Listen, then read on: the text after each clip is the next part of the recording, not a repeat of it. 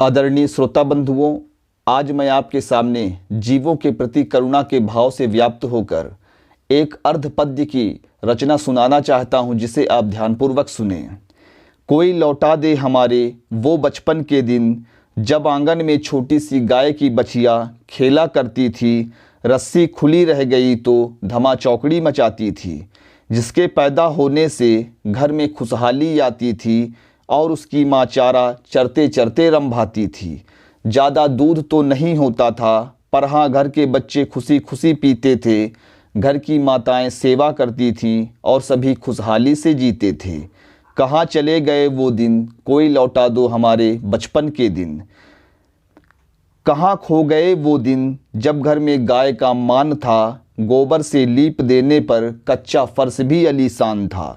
जब घर की गृहिणी थोड़ी सी दूध दुहकर लाती थी और बड़े प्यार से घर के बच्चों को पिलाती थी। दूध तो बहुत थोड़ा ही था, लेकिन कभी ज़रूरत पड़ी नहीं किसी प्रोटीन सप्लीमेंट की। कहाँ चले गए वो दिन, कोई लौटा दो हमारे बचपन के दिन। घर के दरवाजे पर एक कुत्ता बैठा रहता था, जो अपनी वफादारी के लिए जाना जाता था। मजाल है कि कोई घर के सदस्यों को हाथ भी लगा दे। नाम बड़े प्यार से शेरू और कल्लू रखा जाता था। कहीं भी जाना होता था, वह पीछे पीछे जरूर आता था। उसके रहते किसी का डर नहीं सताता था। आंगन में गौरैया फुदकती थी। घर के बच्चे उन्हें पकड़ने की फिराक में रहते थे। यदि कभी कोई गौरैया हाथ आ गई तो बड़े गर्व से अपनी माँ को दिखाते थे। गौरैया भी चली गई, कुत्ता भी चला गया, बछिया भी चली गई। कहाँ खो गए वो दिन, कोई लौटा दे हमारे बचपन के दिन। इंसान ने भी क्या खूब तरक्की की, जिंदा चीज़ों को ठुकराता गया, मुर्दे मशीनों से यारी निभाता गया। लेकिन पुराने दोस्त आज भी अपना रिश्ता नहीं भूले हैं। आज भी इंसान की ओर आशा से देखते हैं। वह भी सोचते होंगे, इंसान तो बहुत समझदार होते हैं, शायद वह पुराने रिश्ते निभाएंगे।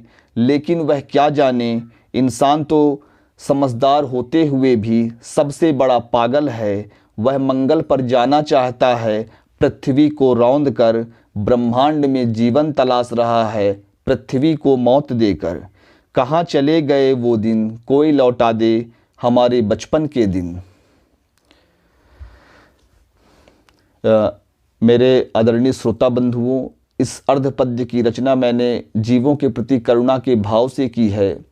मैं चाहता हूं कि इस पृथ्वी पर मानव विकास करे, लेकिन साथ ही साथ वह अपने अन्य पुराने रिश्ते, कुत्ते, बिल्ली, गाय इत्यादि जानवरों के भी हितों का ध्यान रखे। इसी भावना के साथ मैं योगाचार्य आनंद आपको जागरूक करना चाहता हूं कि अपनी विकास की यात्रा में इनके अस्तित्व को खतरे में ना डालें।